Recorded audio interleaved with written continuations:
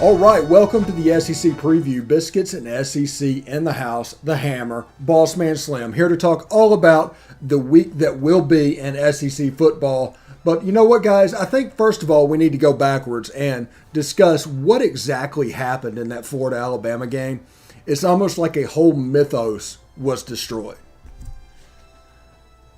Yeah, it was interesting to see. I think everybody after the first few weeks saw Alabama again, and we're like, oh man, they're just going to run through it, run through the schedule, just give them a playoff spot now. It's no problem. And then we see what happened against Florida. They get out to a big lead, and then Florida hangs in there and ends up coming back, right, and making it a game. Alabama looked really mortal for the first time in a long time, and it was really fun to watch that. I was actually coming back from Colorado, watching it in my car on my phone, which probably was unsafe. But anyway, can't get enough of college football. So I was watching it, and it was interesting to see. I think Alabama is vulnerable this year, right? I think this is kind of a chaos year. It could be. And then with Florida, hey, I told you in the preseason, everybody's sleeping on Florida. Everybody thinks they lost all these guys, Pitts and Tony, and Trask. Well, look, Florida's here. They can play with anybody. They just played with Alabama. Watch out. Georgia looked really good this weekend, but they're beatable. I think Florida can do it. So I can't wait for that game.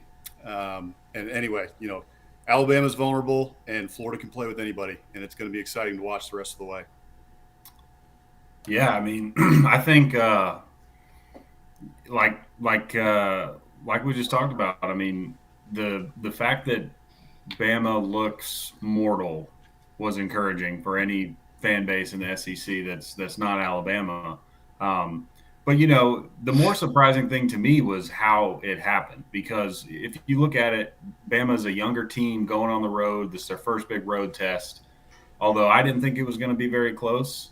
I had Alabama covering the spread. You could see a situation where maybe they get into some trouble and this ends up being a close game.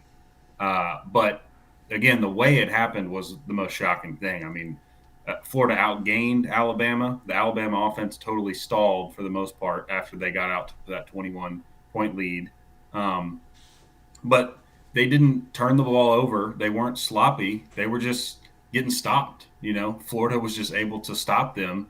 And then on the other side, Florida, who, I mean, can't really throw the ball, didn't really throw the ball that well in the game, was just able to run it down their throats. And that's not something we've seen happen to Alabama I don't remember the last time Alabama got whipped in the trenches was. So, when you think of a team going toe-to-toe with Alabama, especially lately, you think of what Florida did last year or what Ole Miss did, and you're scoring 40-plus points and you're keeping up with Alabama. Well, this was not that. This was Florida lining up and running the ball and saying, we are physically beating you and we're going to run it until you stop us.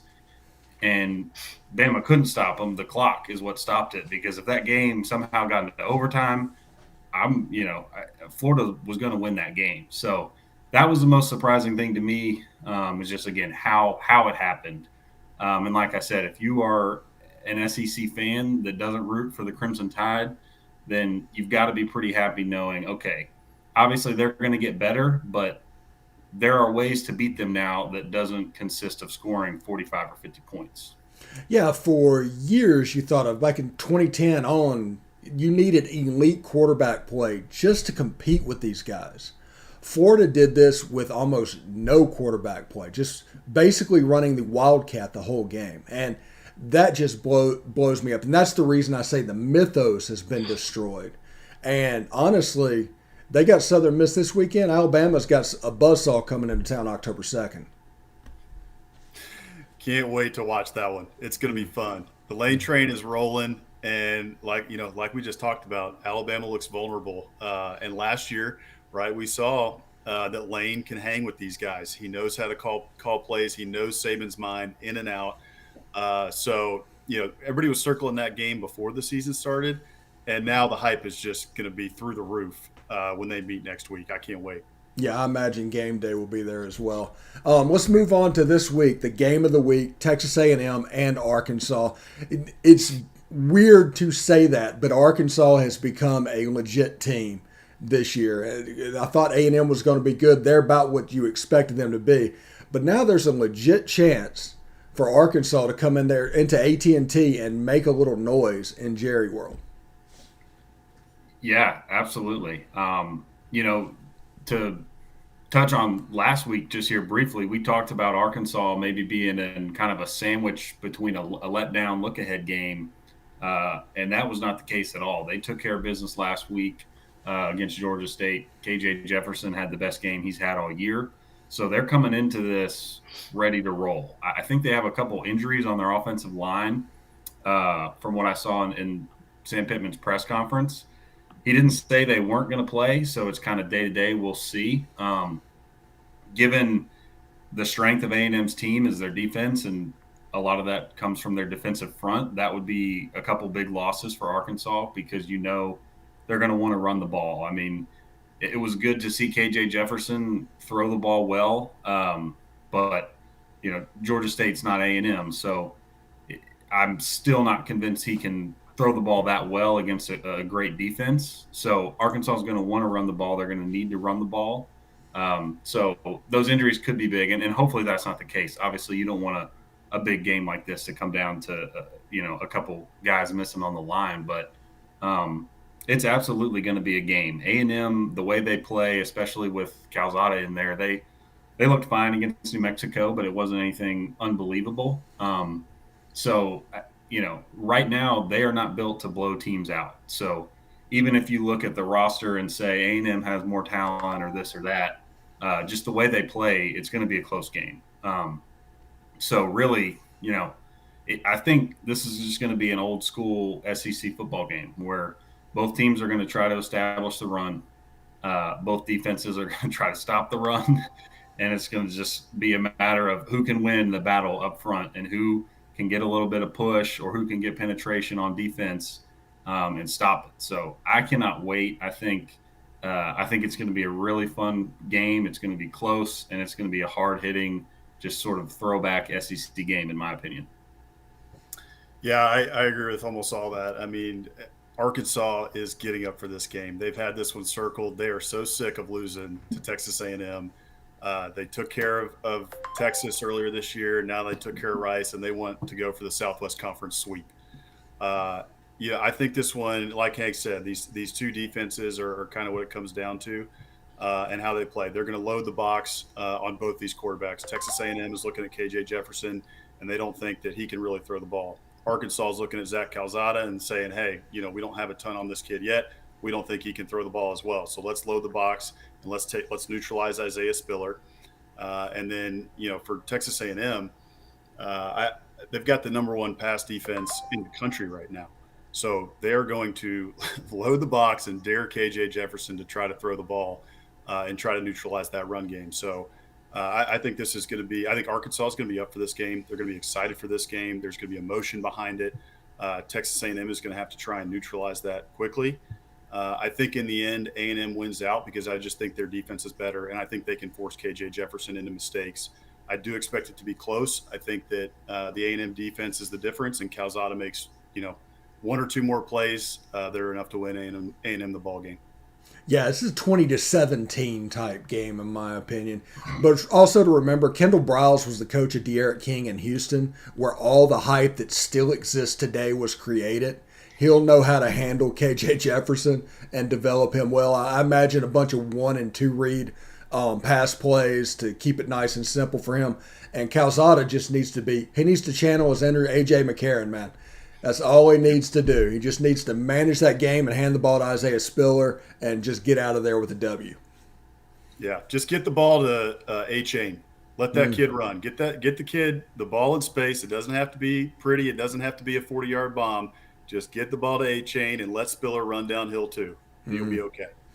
So that's the game of the week. Let's move on to the rest of the games on the slate. Did I interrupt you, Hammer? I'm sorry. You're fine. I was just going to say I'm looking forward to the sort of defensive coordinator chess match. We know Barry Odom is going to throw some interesting stuff at Calzada, especially with him being inexperienced. And and I would expect Elko to do the same. So I'm really looking forward to seeing how these teams come out. Um, Arkansas likes to, they like to basically make you earn your points in a Mm-hmm. sense where they do a lot of zone coverage. They like to rush 3 or 4 and drop everybody else. And we saw what that did to a team like Ole Miss last year, who really likes to take shots downfield. Um, A&M doesn't like to take shots downfield. If you're going to give them, the run game, they will. So, like I said, I'm interested to see how that works because A&M and Jimbo are perfectly happy to take 4 and 6 yards at a time and run and take 10 or 11 play drives, which is sort of exactly what Arkansas wants you to do. They're just banking on you making some mistakes or not being able to put those drives together. So I'm excited to see it. I do think A&M will pull it out, but it'll be very close. Yeah, absolutely. Let's go up to Chestnut Hills in Boston, Massachusetts for the Missouri Tigers and the Boston College Eagles. Missouri's a 2-point favorite. TV, ESPN2. That is an 11 o'clock kick on Saturday. I don't know too much about Boston College. I know they're undefeated. Missouri's probably favored to win the game for a reason. They haven't overly impressed either. Yeah, I think that's right. I mean, I kind of was looking into this game too, looking at Boston College because you never know with Boston College, right? It's like, every like 6-7 years they pop up and hey, they have a good team this year, and then they go back, underground and dormant for another 5-6 years. So, I didn't really know much about them. I kind of looked into the ACC, preseason rankings and such, and some of them had them right up there, kind of with Clemson and NC State. On that side of the conference. So, Boston College has looked decent. They're averaging about 400 yards a game on offense. They've got a balanced offense as well. They're passing for about 200 and rushing for about 200. They haven't been challenged too much yet. They played Temple last week and had a pretty good win there. So, this is kind of really their first test. Mizzou has been tested a little bit. Played Kentucky, right? Lost to Kentucky in that great game. I'm interested to see. I'm really excited to watch this one, to be honest with you. I love games up there in Boston College. They're fun to watch. It gets cold up there. So it's going to be interesting to watch. I think I actually think I like Boston College in this game. I think Mizzou. I think it's going to be close. The spread has it at 2, as you said. So I think it's going to be a really close game. Mizzou traveling to a cold weather. I don't know what the weather's going to be like. It's still early season. We'll see. But I just think it's going to be a game that Boston College can pull out. I think their coach is doing a good job there. He's recruiting well at Boston College, for Boston College standards. So, usually I pick the SEC. I'm an SEC homer, but I think in this one, Boston College takes it. I'll take the opposite approach. I think Mizzou will win this one. The only thing that worries me is that it's an 11 a.m. Kick. So it's just one of those games where you're going to have to be up and ready, because if you're a little bit sleepy going on the road to a place you've never been before, and it's an early kick, we've seen time and time again, name the school where they just get out to a slow start, which can happen for Mizzou. But what little I know about Boston College, I believe their starting quarterback is injured, Phil Jerkovic. I think he went down week 1 or week 2. So I have no idea what their backup situation is like. But given that situation, I think Mizzou has been tested. They were tested on the road. The Kentucky atmosphere, I'm sure, will be much louder, and there was a lot more going on. We'll be at an 11 a.m. kick in Massachusetts at Boston College. So I think Bazelak will take care of the football, and they're going to keep feeding Beatty in both the running game and the passing attack. He's sort of their do-it-all guy right now, and he's putting up pretty darn good numbers. So I think Mizzou's a little bit more talented. It'll be a close game. I mean, I think that the 2 point spread is very accurate, but I think Mizzou goes in there and wins a pretty close game. But I'd be surprised if they lost. And just one thing, I just looked it up. So it's not going to be a cold weather game. It's going to be in the mid 70s. However, it looks like it could be 3 possible days of rain from Thursday until Saturday. So don't exactly know what the percentages on that are, but that could change the dynamic a little bit if it's been, just going to be a sloppy, nasty game. We'll see. Yeah, I think they're playing a rug up there anyway. Let's go to the best team in the SEC and the worst team in the SEC. The Georgia Bulldogs playing the Vanderbilt Commodores. Georgia's the 35.5-point favorite. It's on the SEC network at 11 a.m. Saturday. And you just have to look at this game and say, okay, Georgia's 35.5. How many points do you think Vandy can score? And then you might get to 10. And can they score 46, Georgia? Yeah, they can. Yeah. Yeah. I know this hurts you as the president of the Ken Seals fan club, but he struggled last week, so he's been real streaky so far to start the season. Yes, down, up, down. Yeah. Yeah. In his defense, I don't think he has a ton of help out there as far as skill position or offensive line goes. But to me, that's the biggest mismatch there is just that Georgia defensive front against Vanderbilt's offensive line and a young, mistake-prone quarterback, at least from what we've seen so far this year from Ken Seals. So after this this weekend, one will probably be over pretty quick. Yeah, after this weekend, he'll be able to file an OSHA complaint for his offensive line not providing a safe workplace for him. So, yeah. I think it could be pretty bad. Yeah, that's one way to make money through NIL is file a workplace complaint. So, like you said, this should be over quick. Georgia's defense will swallow them up. Offensively, they could hand it off 50 times if they wanted and score enough to win. So that spread's probably pretty accurate. I would not put any money on the Commodores in that one.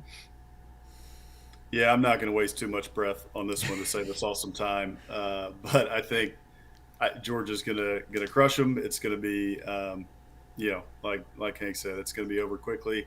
I think it's going to be good for Georgia, right, to get more reps for their offense. Their offense finally did look like they got it going. I mean, Stetson Bennett had a great game, the week before, but JT Daniels needed to be in there. And the more reps that offense can get with JT Daniels and those ones in there as they move into the heart of SEC play, the better. So it's just going to be good for them, week to get on track and move on after, whooping Vandy. Yeah, and everybody needs to pay attention to Brock Bowers, the true freshman. He's pretty legit at the tight end position for Georgia.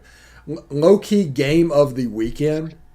I mean, Arkansas and A&M is obviously the game of the week, but LSU and Mississippi State, that has a potential to be so much fun.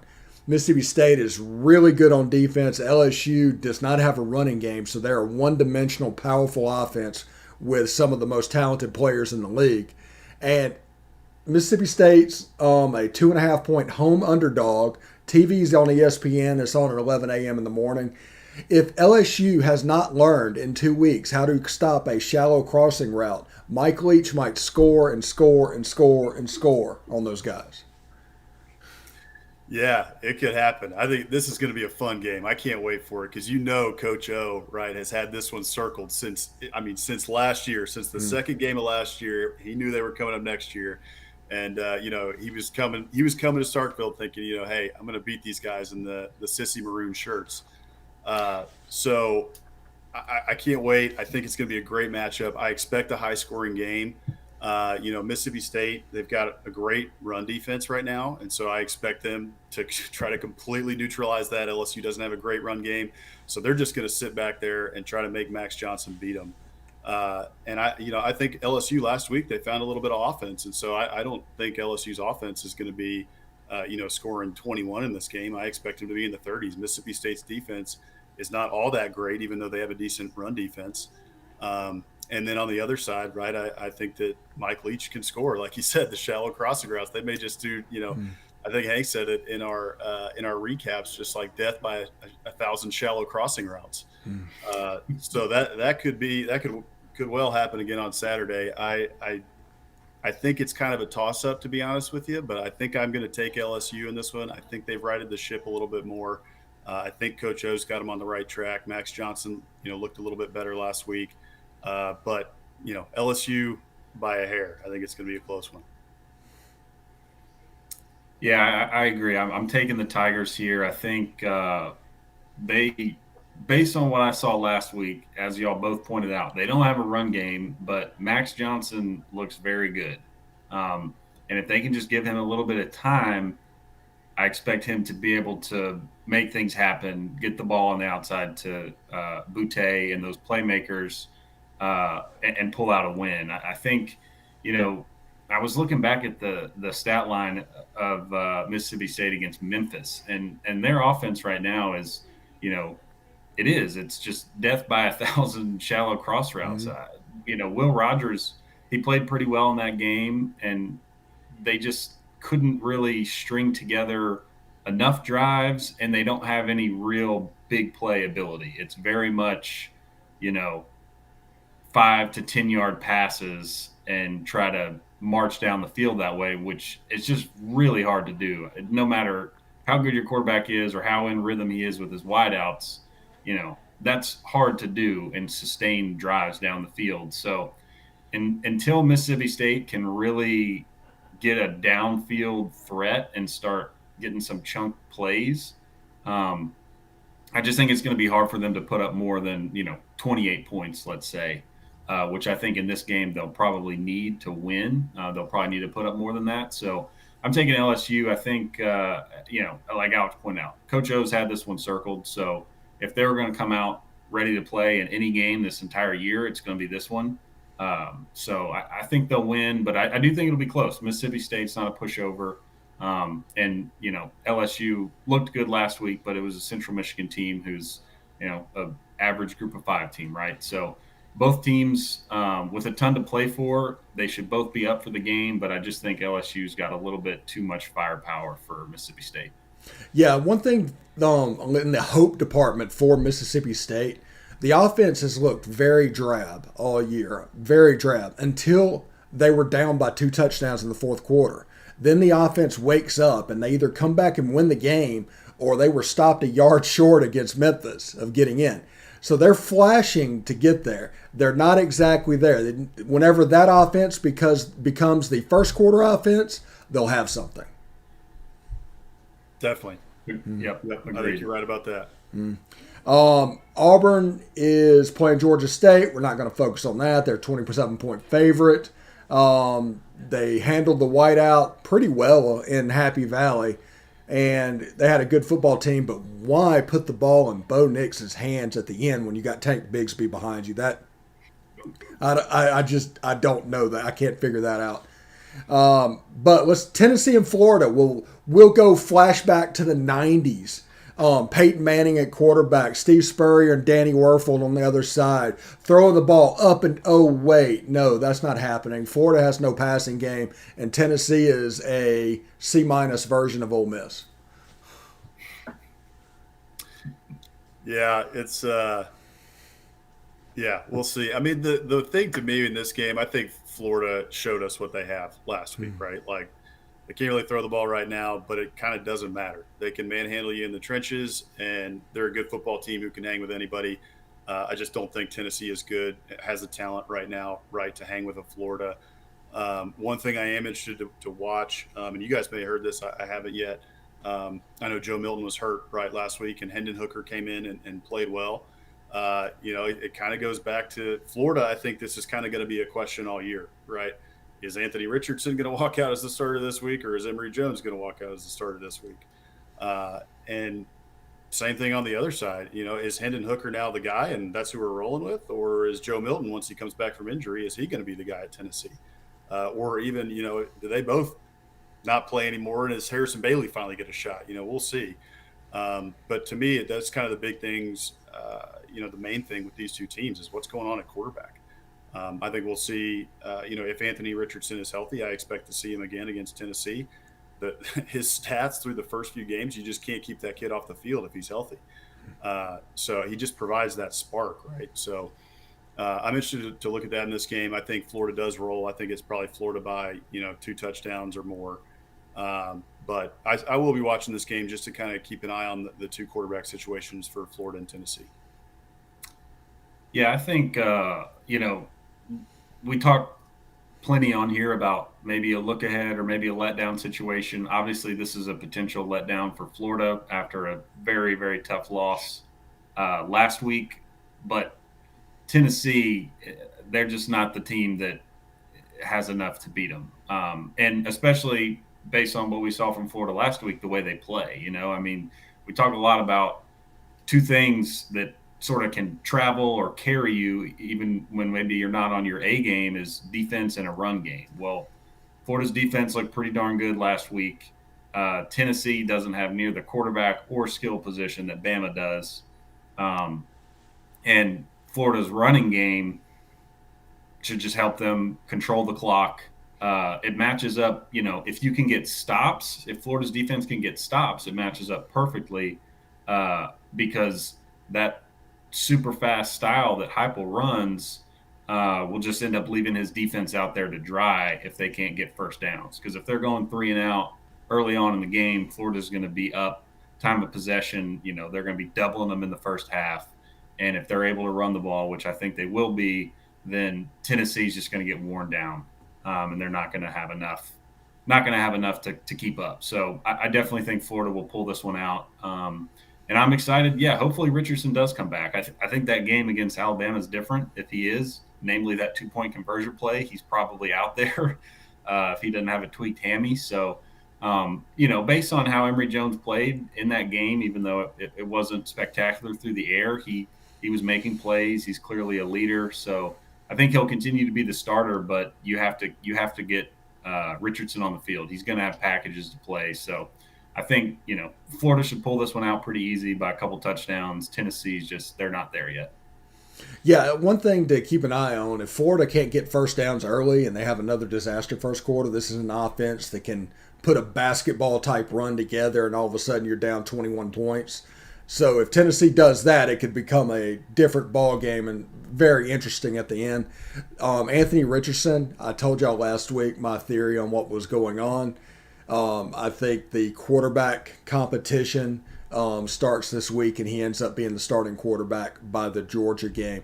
Heck of an athlete, and you can see that. But one question I do have, and we talked about this at the beginning, what if Alabama just isn't very good?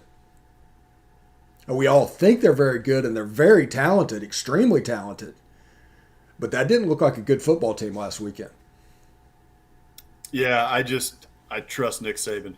Yeah, you got to give them the benefit of the doubt. They deserve all the rope they can get because they've earned it. But exactly, yeah, if against Southern Mississippi, we're going to get to that game in a little bit because we're going to talk about that. Now, I'm not worried about them covering that line, but if they lay another egg after laying a little bit of egg against Mercer, that's 3 games in a row, and that's something we haven't seen from an Alabama coach team. Let's move on to the Kentucky Wildcats against the South Carolina Gamecocks. Game is in Columbia. Kentucky's a 5-point favorite. It's on ESPN2 at 6 o'clock at night. Kentucky supposedly found a passing game in week 1. It has gone dormant. Will Levis is, like I said, I don't know if he's Kenny Drill, but he might be Kenny Trill. And Kentucky's stat lines the past 2 weeks have looked a whole lot like last year. So much so they brought Eddie Grand back. So what do you guys think? I think this is going to be a good game. The atmosphere in Williams-Brice, especially for a night game, should be very good. That fan base, I'll give them credit. They're loyal. They show up for the Gamecocks, even though things have not been, very bright the last few years. But they show up. So I think that'll be, a great atmosphere, and it'll be interesting to see what Kentucky can do on the road. I don't think they've played a road game yet, as far as I know. So we'll see what they've got. The thing they're going to need to lean on, I imagine, is Chris Rodriguez, just because that's what they did against Mizzou, right? When they matched up with a team physically that was on their level for the most part, they sort of, like you said, went back to their old style of hand the ball off a bunch, Now, they did take deep shots, which was different than Kentucky in the past. Even though Levis didn't throw it, didn't have that many attempts, they were still trying to push the ball downfield when he did. Um, I think I see this game being a pretty close, like I said, and maybe a little bit sloppy just because I don't know what to expect from Kentucky on the road. So I could definitely see them turning the ball over. Um, I just don't think South Carolina really has the horses. I think Kentucky probably wins by a field goal, maybe a touchdown in the end, just because I trust Chris Rodriguez. I think Wandale Robinson is still a difference maker if they can get him the ball on the outside.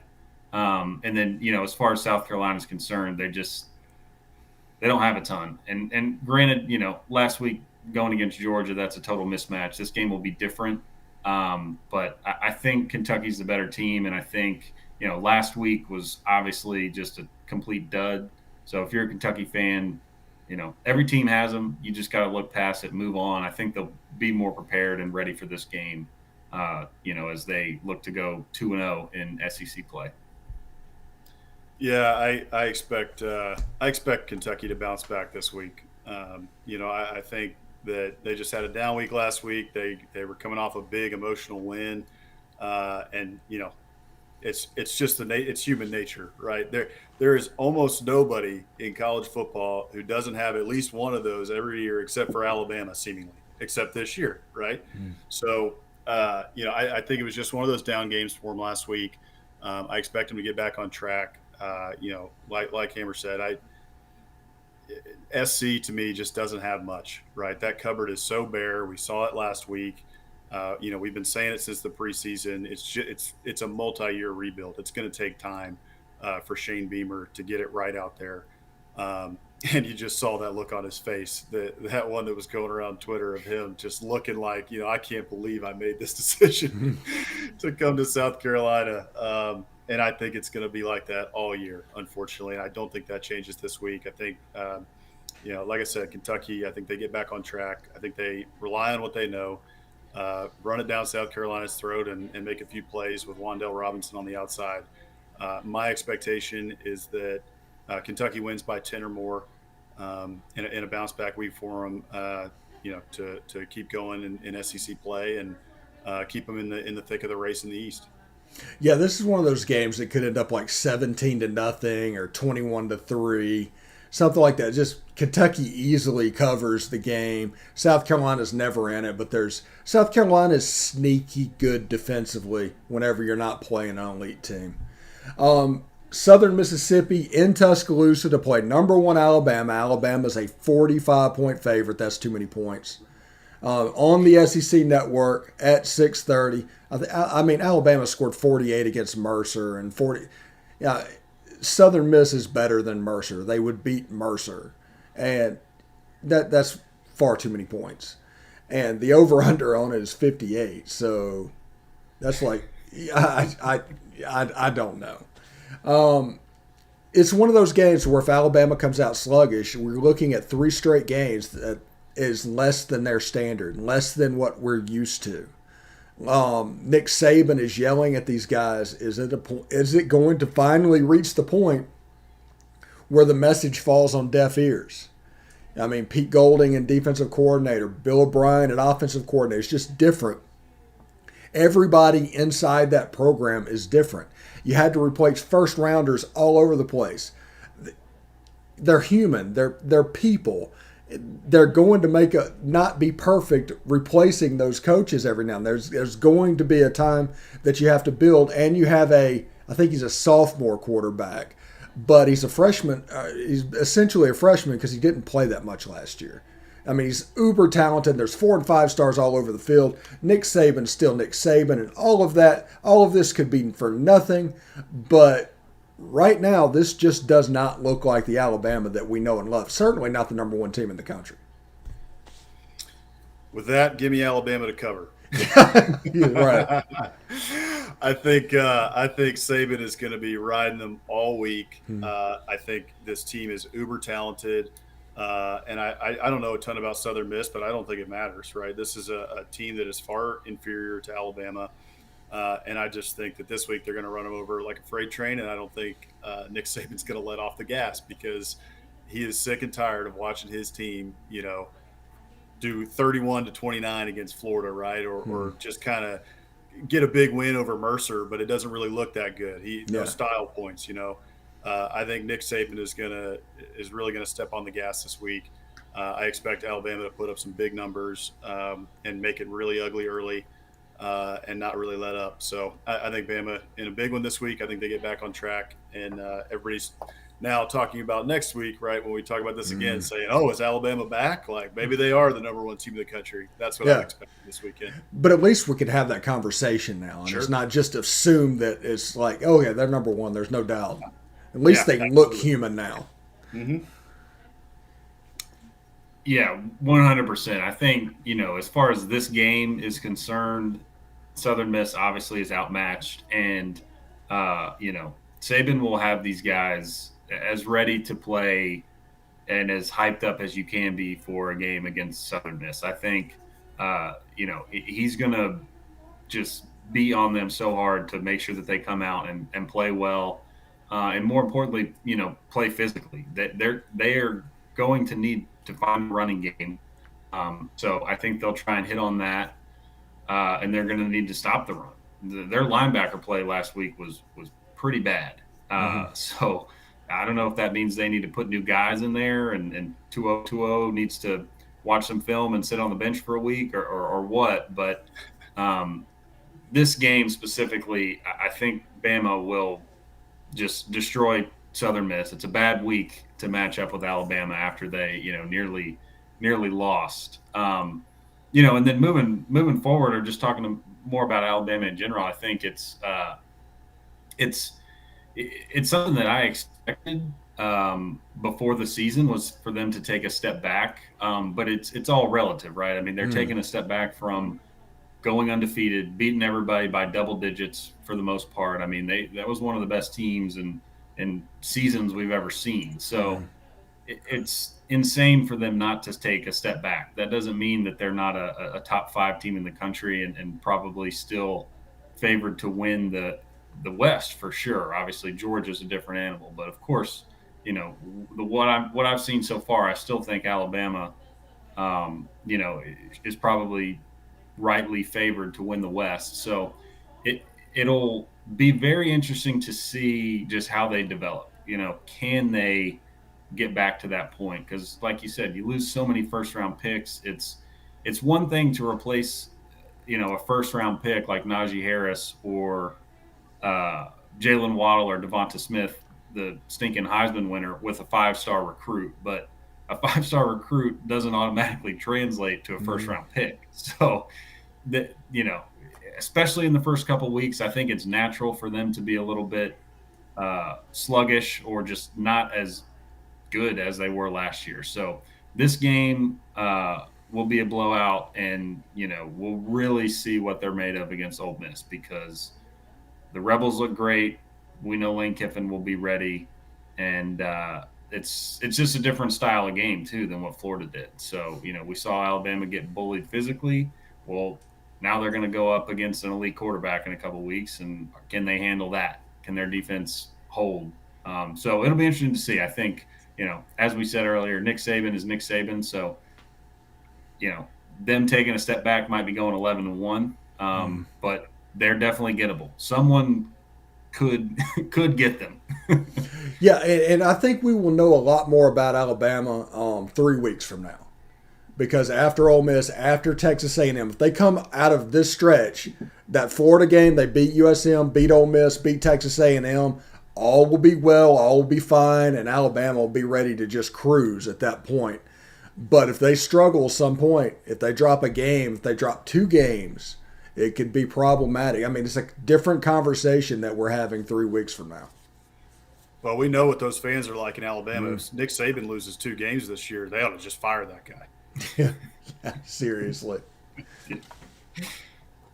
It's ridiculous that we're having this conversation, but It is. it really I is. always love listening to those radio shows in Alabama, when they are struggling a little bit, even if they only won by 10. I mean, I'm sure that the radio shows this week were just popping off with people calling, well, I don't know, this defense doesn't look that good, and maybe Nick Saban's losing it. There's always a few callers like that. The Monday after Ole Miss beat Alabama in 2014, the phones were not working on the Feinbaum show that day. Probably smart. Yeah, it's crazy. Hey, before we get out of here, what are something you guys are looking forward to this weekend? What do you want to see? Well, there's a lot I want to see. Mainly, it's what we talked about. I'm excited for this Arkansas A&M game. I think it's going to be interesting. It's really interesting, finally, right? Because Arkansas is good. Arkansas is being respected. They're number 16 in the country. People are taking notice of what Sam Pittman's doing out there, and that's the first time it's been like that in a long time. The games have always been close between the two, right, for the most part, except for maybe 2 years in that 9-year stretch where A&M has won. But I think it's going to be a dogfight, and I'm just really looking forward to that 2:30 CBS matchup. Yeah, to take it a different direction, I was thinking about maybe taking it outside the SEC, but there's not a ton of good matchups. I know game day is going to a Wisconsin Notre Dame game, and I'm not too sold on either one of those teams right now. So that might be a good game. I'm sure I'll watch it, but I'm not too concerned about what that means, for the bigger landscape. I think that we hit on it earlier, obviously, but that LSU Mississippi State game is big. LSU, again, a good performance last week, but Coach O, don't get it twisted. He is still firmly on the hot seat. And if things do not go well in Starkville, it could turn ugly. We both picked LSU. I think they will get it right, but that's just something to keep an eye on. And then on the flip side, the way that Mississippi State lost last week was – and we don't have to get into what the refs did to them, but that was tough. Mississippi State fans, I'm sure, think they have a good chance in this game. So they're expecting it to be a good game. And if for whatever reason it gets out of hand, then they're probably going to be looking at Leach a little bit sideways as well. Like, all right, what are we doing here? We just lost to Memphis, and then a subpar, frankly, LSU team at this point comes in here and beats us. So it'll just be interesting to see how that game plays out, because I think the ramifications could be pretty big depending on, what ends up happening. Yeah. And also in that Mississippi State Memphis game, if basic fundamental football happens where even Pop Warner kids know to pick that football up, there's nothing for the officials to screw up. There's no need for duplicate numbers. There's no need for plays dead. The ball is just dead. The fact that he made that mistake, let those mistakes happen. So I have little sympathy for that run back, because just touching the ball and walking away, smart play by that kid from Memphis. I mean, it was a smart play for him indeed. I'm looking forward to the LSU Mississippi State game. I want to see if LSU figured out how to deal with the shallow crossing route. They haven't since Mike Leach burnt them the first game last season. UCLA got them basically over and over and over again. I want to see what that looks like. I want to see what this KJ Jefferson offense can do against that defense from A&M. Because selfishly, looking at this game, Arkansas on offense is like a B-plus version of Ole Miss. So if A&M does really well against Arkansas, that'll forecast the way the Ole Miss game is going to go. So that's what I'm going to watch there. Auburn, they must have like 37 non-conference games a year. Every time you look up, they're playing for somebody out the league. And Missouri and Boston College, I didn't even know it was happening until today. So, so it is one of those things. I'm looking forward to everything. I'm going to enjoy the bye week with Ole Miss being off. But I'm going to watch the Tennessee-Florida game for old time's sake, but I'm definitely going to tune in for that A&M Arkansas game. I'm really looking forward to seeing that. It's going to be a battle. It's going to be an old Southwest Classic battle, so we're excited for that one, no doubt. Yeah, and Arkansas has a chance to go 3-0 in the Southwest Conference, and you can't sleep on that.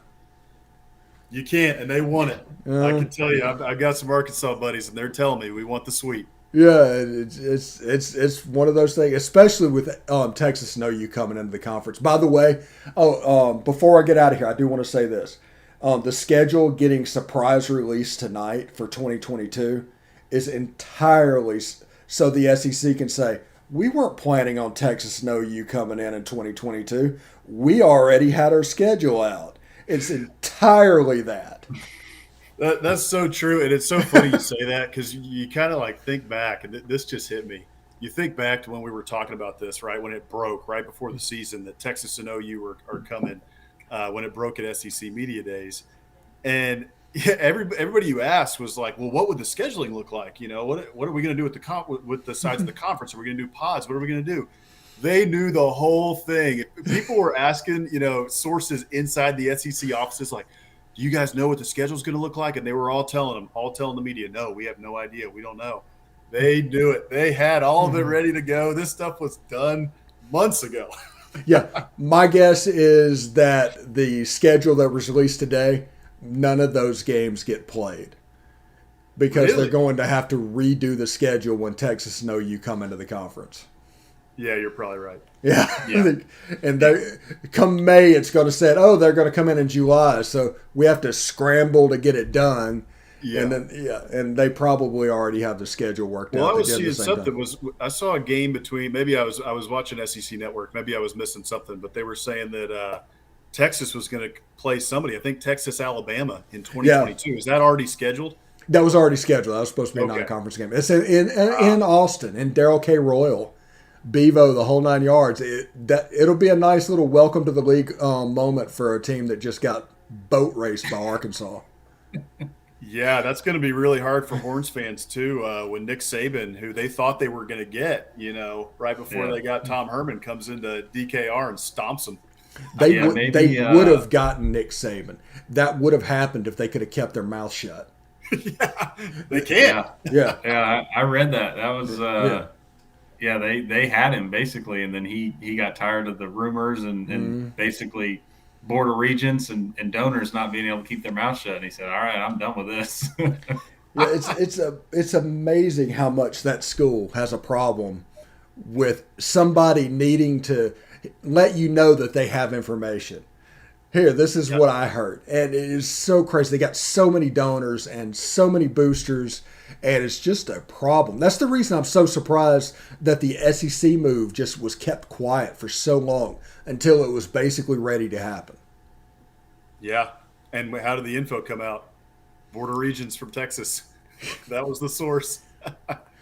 Well, SEC Media Days was the Texas A&M beat writer. Well, Yeah. no, I know it was Brent Zwerneman, but it came from a Texas regent who he had a relationship with. Oh, okay. Oh, Yeah, they wanted to upstage. Jimbo and A&M, catch them off guard at media days, and it worked. yeah, they got That him. part of it worked. My goodness, that turned into an absolute zoo. That was a fun day. That whole week, I did a blowout on my show that included graphics and everything about Texas and Oklahoma. That was a good bit of fun. By the way, I heard a little bit of rumors that in the American, they're looking at Colorado State and Air Force to replace them going to the Big 12. Well, Hey, good for them. Sure, good for you. Yeah. I mean, we previewed Colorado State a little bit earlier with Yeah. Andy. Yeah, They're not too good, but hey, if you want them, take them. yeah, it works. But Colorado State and Air Force are both from Colorado. Yeah. So I figured they're going to get 4 teams, but where are the other 2 going to come from? Well, anyway, thank you guys for coming by doing the preview this week. This, of course, will be available on Friday at 6 and on demand thereafter. And they'll come by next week, and we'll do Week 5 and talk a little Bama, Ole Miss, and Georgia, Arkansas, because next week could be fun. Absolutely fun. I think Kentucky and Florida is that weekend too. So for the Hammer, for Boss Man Slim, thank you very much for watching us. Come tune in next week, and we'll see you then. Thanks, Stephen.